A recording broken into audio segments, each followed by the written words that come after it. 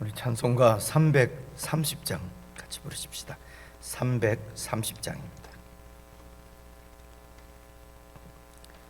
찬송가 330장. 어둠 밤 쉬되리니 내 직분 지켜서.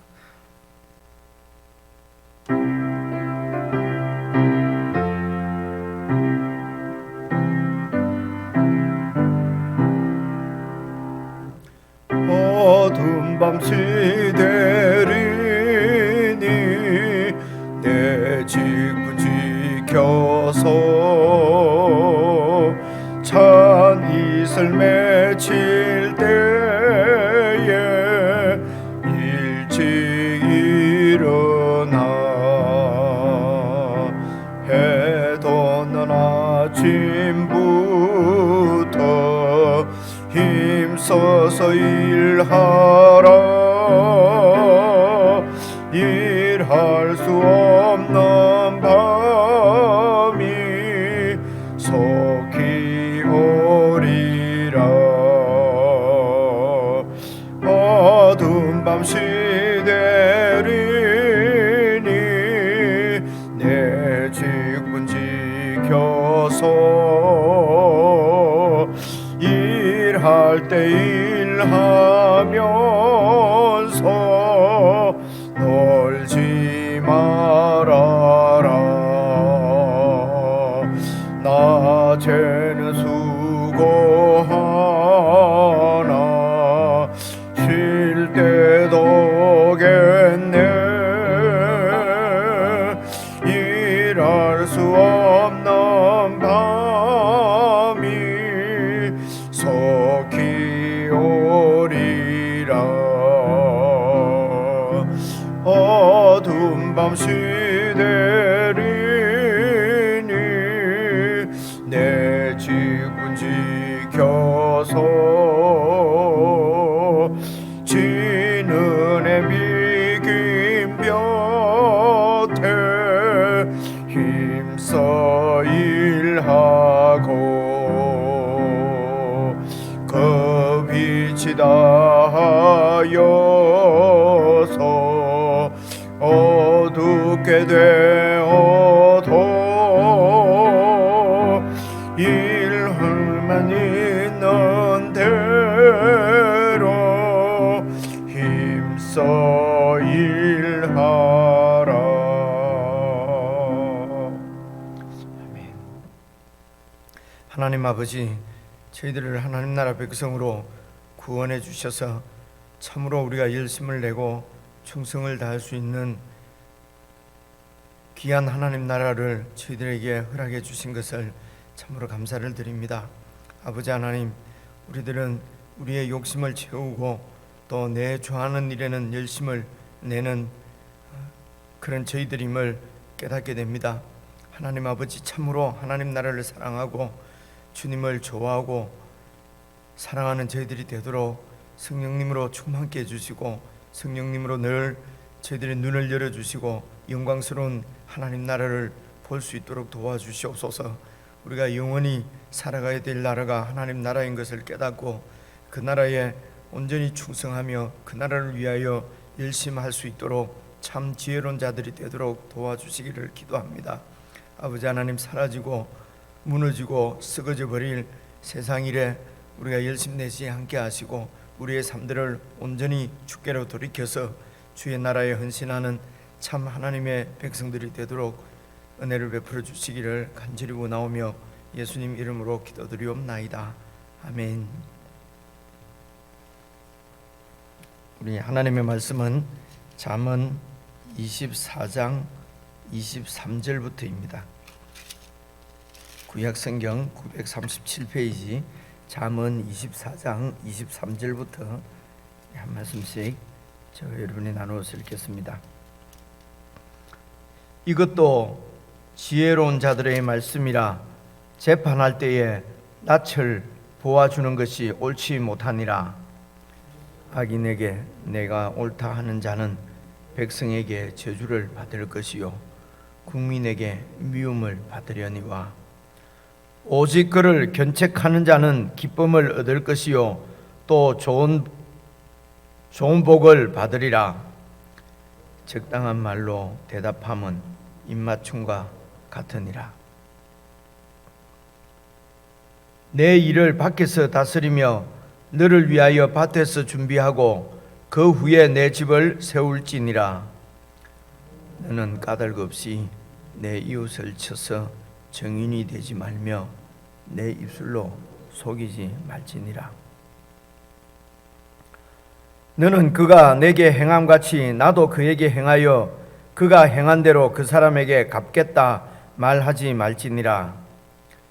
내가 게으른 자의 밭과 지혜 없는 자의 포도원을 지나며 본적 가시덤불이 그 전부에 퍼졌으며 그 지면이 거친 풀로 덮였고 돌담이 무너져 있기로 내가 보고 생각이 깊었고 내가 보고 훈계를 받았노라.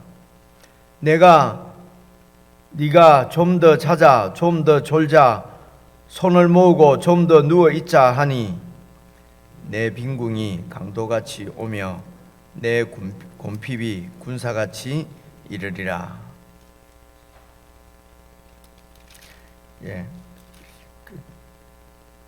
처음 이렇게 읽으면은 읽기도 참 어려운 것 같습니다. 그래서 이제 처음 시작을 이렇게 하면은 익숙하게 될 수가 있으니까요. 그래서 이제 잠언 말씀을 우리가 24장까지 지금 오늘 읽었는데, 여러분 오늘 24장 23절도 어제 말씀드린처럼 지혜로운 자들의 말씀이라 이러면서 또 오늘 말씀이 또 한 그 뭐라고 그러죠? 한 이 묶음의 잠언으로 보아집니다. 그 내일 읽을 25장 말씀도 보면은 이것도 솔로몬의 잠언이요 유다 왕 히스기야의 신하들이 편집한 것이다. 그렇게 해서 이제 25장부터는 또 솔로몬의 잠언인데 이제 그 한참 솔로몬 이후에 그 유다 왕 히스기야 신하들이 이제 솔로몬의 잠언을 이렇게 편집한 것이 이제 내일부터 나오는 말씀이고요.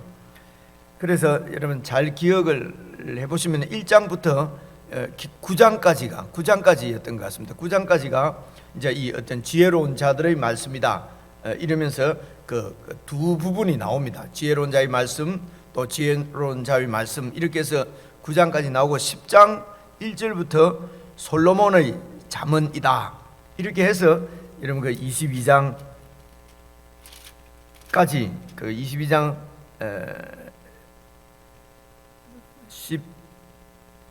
16절까지 이렇게 쭉 나왔거든요. 그리고 이제 22장 17절부터 또 이제 이 지혜로운 자들의 말씀이 이제 어제 24장 22절까지 나오고 또 이제 오늘 지혜로운 자들의 말씀은 좀 짧은 편입니다. 앞에 나온 게 좀 짧은 편인데 오늘 말씀이 이제 또 지혜로운 자들의 말씀의 한 묶음이고 내일부터는 또 솔로몬의 잠언이 아마 마지막까지 나오는가요? 아마 그럴 겁니다. 그래서 이제 이런 말씀 드리는 것은 여러분 시편도 그 5권의 시편을 이렇게 모아 둔 것이라고 말씀을 우리가 살펴봤지 않습니까? 잠언도 이렇게 이런 지혜로운 자들의 말씀, 또 지혜로운 자들의 잠언, 그리고 솔로몬의 잠언, 또 지혜자의 말씀, 지혜자의 말씀, 솔로몬의 잠언 이렇게 해서 여러 이런 잠언들을 모아서 편집한 것인 것을 우리가 알 수가 있습니다. 어쨌든 이렇게 이제 이렇게 모여져 있는 잠언의 전체의 주제는 여호와 하나님을 경외하는 것이다 하는 것입니다. 그래서 여호와 하나님을 경외하는 것을 늘 이 그 위에 두고 그리고 이 말씀을 쭉 읽어야 우리가 빗나가지 않습니다. 그래서 여호와를 경외하는 것을 안에서 이제 우리가 읽고 그리고 이제 그 말씀에 따라서 우리의 내면을 비추는 말씀도 있고 우리가 또 개인적인 어떤 삶을 말씀하는 잠언도 있고요. 그리고 공동체를 이렇게 돌보는 말씀도 있고 이제 이런 여러 말씀들이 있습니다. 그래서 여호와 하나님을 경외하는 것을 놓치게 되면은 그냥 하나님과 관계없는 그냥 이 땅에서의 처세술 이 땅에서 좀 이렇게 잘 살아가는 방법, 이렇게 될 수가 있기 때문입니다. 그것은 이 세상에서도 여러분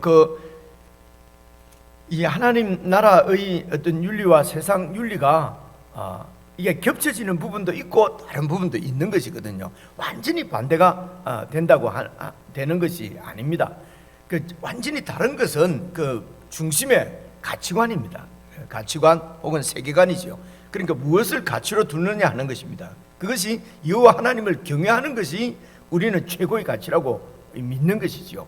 왜냐하면 이것이 영원한 가치이기 때문에 그렇습니다.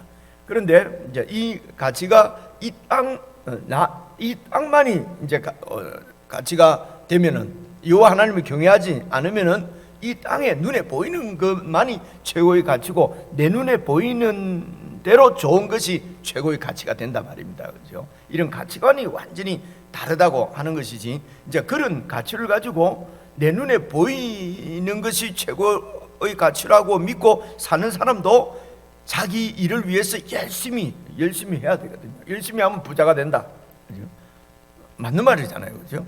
오늘 말씀도 보니까 열심히 하지 않고 게으르면은 빈궁해진다, 곰핍해진다, 가난해진다, 이런 얘기가 말씀이 나오지 않습니까? 그렇죠?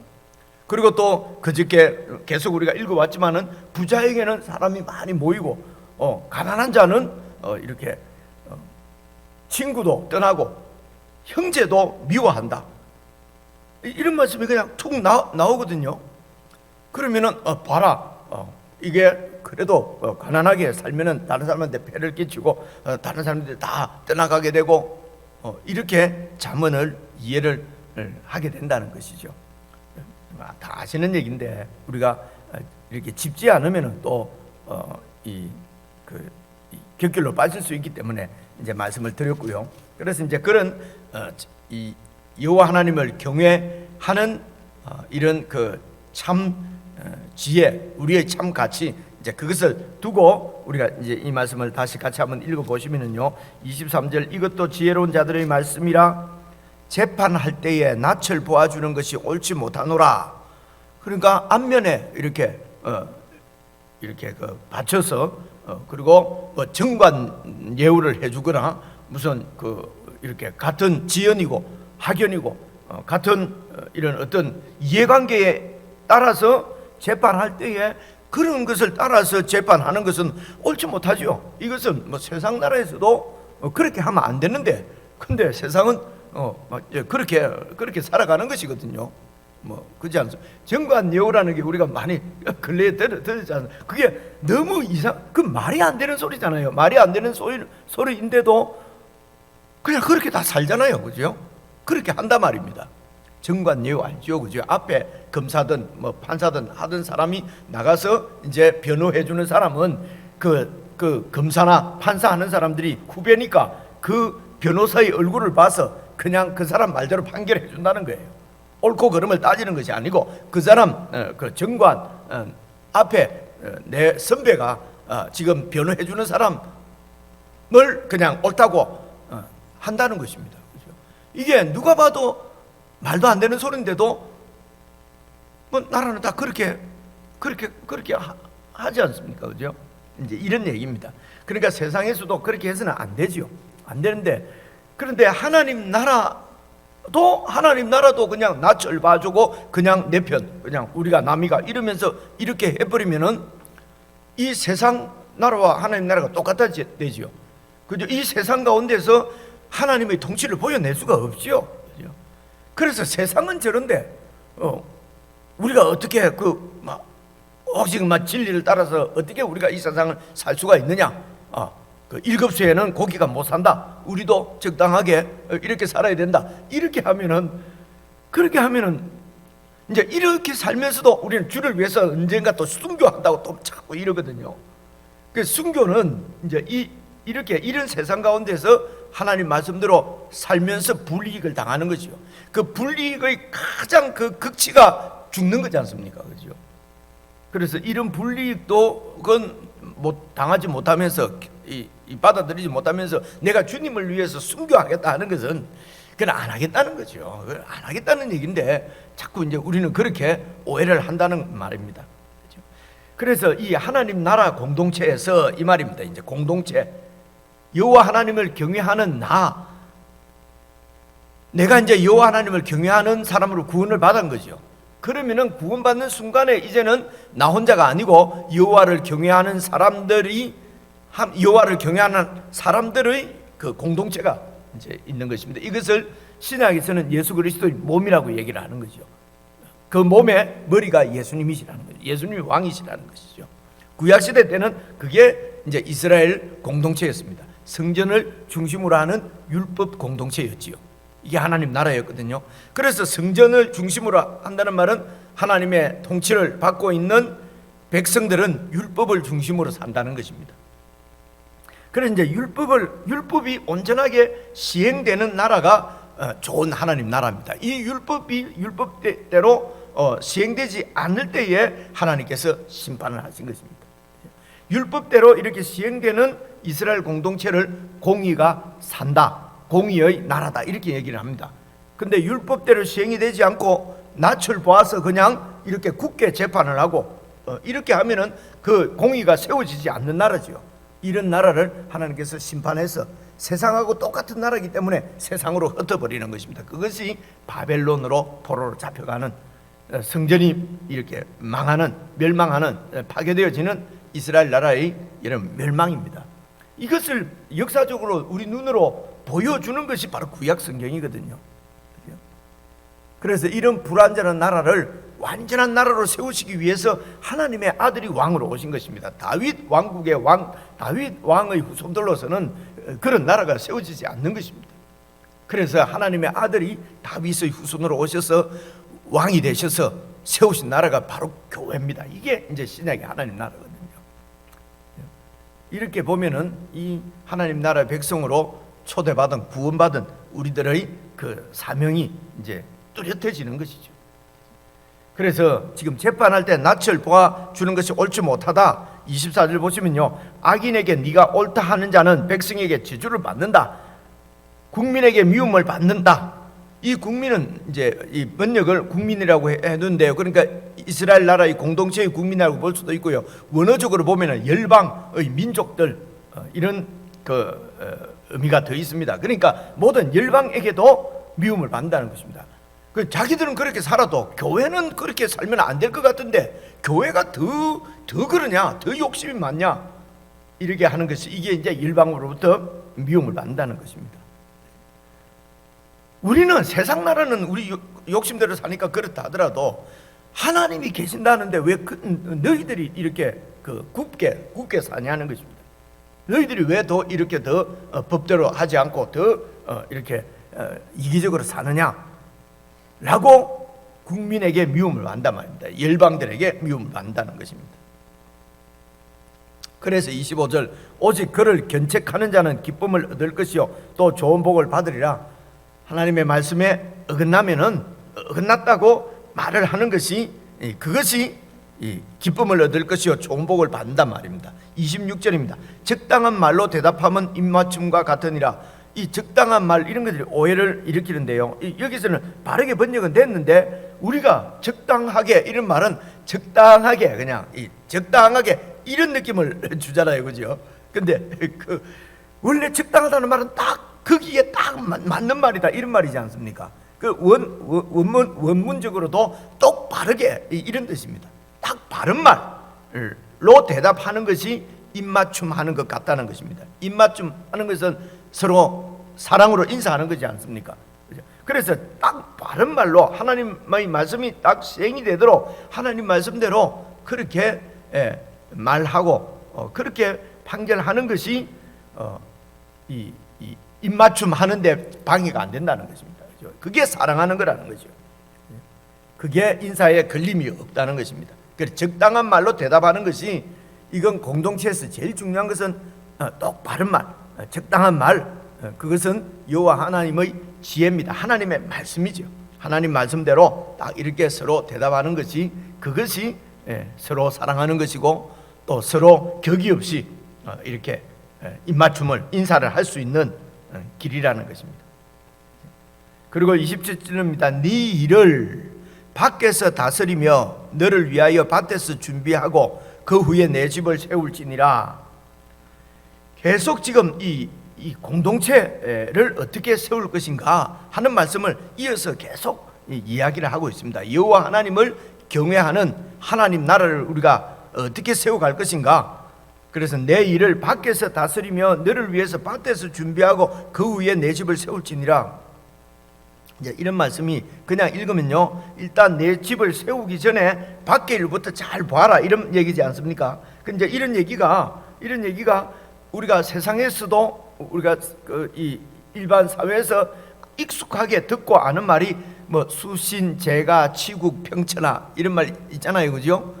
이 성경은 잘 몰라도 이런 얘기는 또 다 알잖아요, 그죠? 이게 노는지 대학인지 어디에 나오는 공자님 이쪽 말씀이라고 우리가 배운 것 같아요. 그러니까 수신, 내 몸을 먼저 이렇게 닦고, 제가 집안을 잘 이렇게 다스리고, 그러고 나서 치국, 밖에 나라를 다스리고 천하를 이롭게 한다, 평안하게 한다. 근데 꼭 이런 얘기 아니더라도 우리가 계속 성경을 읽어보면 우선 너 안에부터 깨끗하게 하고, 그리고 그것이 밖으로 드러난다, 이제 이런 그 말씀에 우리가 익숙한 거예요. 그런데 오늘 말씀을 보니까 밖의 일부터 먼저 잘하고 그러고 나서 네 집을 세워라, 뭐 이런 얘기처럼 들리지 않습니까? 그죠? 그래서 다시 이런 말씀도 읽어보시면요, 내 일을 밖에서 다스리면 너를 위하여 밭에서 준비하고 그 위에 내 집을 세우라. 그러니까 이 집을 세우는 것을 그냥 가정을 세운다, 이렇게 보면은요, 가정을 세우려고 하면은 이제 옛날로 치면은 아내를 데리고 오고 이렇게 하려고 하면은 이게 이제 이 처갓집에 뭐 지불도 해야 되고 하는, 쉽게 말하면 돈이 있어야 되는 거예요, 그죠? 그런 비용이 있어야 됩니다. 그래서 그런 것을 밖에서 열심히 일해서 잘 준비하고, 이제 이렇게, 그러니까 준비함이 없이 그냥 가정을 세울 수 없다는 것입니다. 이제 말로 잘 살펴보면 의미는 그런 말입니다. 그래서 조금 더 이렇게 생각을 해보면은, 그러니까 집이 세워지려고 하면은 이것이 바로 밖에서 다스리고 밭에서 열심히 준비하고 하는 것이 내 준비하는 것이죠. 그죠? 그러니까 내 가정도 그렇고, 여기서 집은 좀 더 크게 하나님의 집입니다. 하나님의 공동체를 세우는 것은 그 일을 위해서 밖에서 다스리고 너를 위해서 밭에서 준비하고 하는 것은 이 하나님 나라의 공동체가 세워지기 위해서 우리가 열심으로 준비하고 일하라고 하는 이제 그런 말씀입니다. 공동체를 향한 준비지요. 그래서 이 공동체가 사실은 잘 세워지지 않으면은 나 혼자 잘 믿고 우리 집만 잘 믿고 한다고 해서 이 하나님 나라가 세워지는 것이 아니니까요. 그죠? 그래서 이 공동체를 향해서 어떻게 열심으로 공동체를 세워갈 것인가 하는 것이 여호와 하나님을 경외하는 지혜라는 것입니다. 그래서 이제 이 공동체 세우는 일의 일환으로 계속 나오는 것이 또 28절입니다. 너는 까닭 없이 네 이웃을 쳐서 증인이 되지 말며, 그러니까 거짓 증인하지 말라는 것입니다. 까닭이 없는 게 아니죠. 그것이 내 이득입니다. 내 평판이고요. 또 이런데 잘못 말려 들어가면은 아이고 힘들지요. 그러니까 그냥 봐도 못 봤다고 그러고요. 이게 까닭 없이 네 이웃을 쳐서 거짓 증인이 되지 말며 네 입술로 속이지 말지니라. 계속 이 하나님의 공동체를 우리가 어떻게 세워갈 것인가, 다시 말하면 공동체 생활을 어떻게 할 것인가 하는 것을 잠언, 말씀하시는 잠언이지요. 그러면서 29절도 보십시오. 너는 그가 내게 행한 것처럼 나도 그에게 행해서 그가 행한 대로 그 사람에게 내가 갚겠다 하지 말지니라. 구약 성경에서도 이는 이대로, 무슨 우리가 이해하는 대로 눈은 눈으로, 이런 사상은 구약에도 사실은 없습니다. 우리가 이해하는 당한 만큼 갚아주라. 구약은 그렇지만은 신약은 이런 것이 아니고요. 구약에도 당한 만큼 갚아주라고 하는 그런 의미로 이해되어지는 말씀이 있지만은 그것은 잘 살펴보면요, 당한 만큼 갚아주라는 것이 아니고 내가 해를 끼친 만큼 내가 그것을 갚아주라는, 이제 잘 읽어보면 그런 말씀입니다. 근데 우리가 그것을 내가 당했으면 꼭 복수를 해야 된다 하는 것을 구약에서는 그것을 정당하다고 얘기했다고 하는데, 오늘 구약에도 보면 정당한 게 아니지 않습니까? 그죠? 네가 당한 대로 갚아주겠다 이렇게 말하지 말라는 것입니다. 원수를 갚지 말라는 것이죠. 일관되게 구약 성경에도 얘기하는 말씀은 이 말씀입니다. 원수를 네가 갚지 말라는 것입니다. 그것이 바로 여호와를 경외하는 것이라는 것이죠. 여호와께서 통치하시는 나라입니다. 통치하시는 나라. 그래, 여호와 하나님께서 내 억울함도 다 알고 계십니다. 내가 당한 것도 다 아십니다. 그래서 하나님께서 원하시는 것은 그 나라 백성이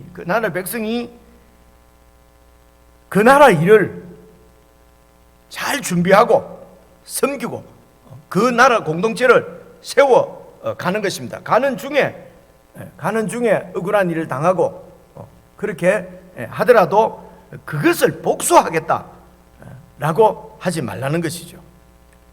그래서 29절까지 말씀은, 오늘 그 23절부터 29절까지 말씀은 이제 이 하나님 나라의 여호와 하나님을 경외하는 그 공동체 안에서 생활을 어떻게 할 것인가 하는 데 대한 자문으로 이해가 됩니다.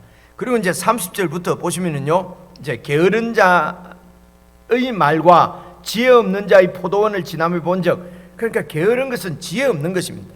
그래서 게으름이라고 하는 것은 그냥 어쩌다가 피곤해서 그냥 일 안 하고 이런 얘기를 하는 것이 아니고요, 이 게으름은 지혜가 없는 자, 하나님을 경외하지 않는 자의 그 마음의 뿌리에서 나오는 삶의 어떤 태도, 습관, 자세를 게으름이라고 얘기하는 것입니다.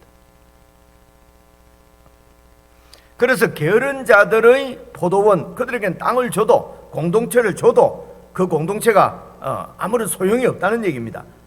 지나가면서 보니까 31절 보니까 가시덤불이 그 전부에 퍼졌고 그 지면이 거친 풀로 덮였고 돌담도 무너져 있고, 게으른 자들에게는요, 땅을 줘도 그냥 그 땅에 그냥 잡초가 가득하고 돌담도 무너져 있는 것을 내가 보고, 32절 보면요, 내가 생각이 깊었고 내가 보고 훈계를 받았다 하면 교훈을 받았다는 것입니다. 이는 교훈이라고 하는 그 의미를 갖고 있는 단어입니다.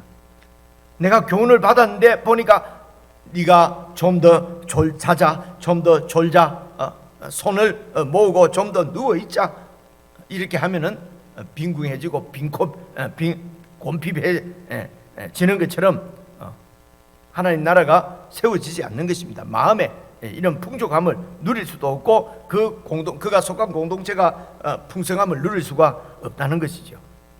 그래서 여기 게으름도 기본적으로 우리가 게을러서는 안 되죠. 근데 열심을 내는데 무엇을 위해서 열심을 내느냐 하는 것입니다.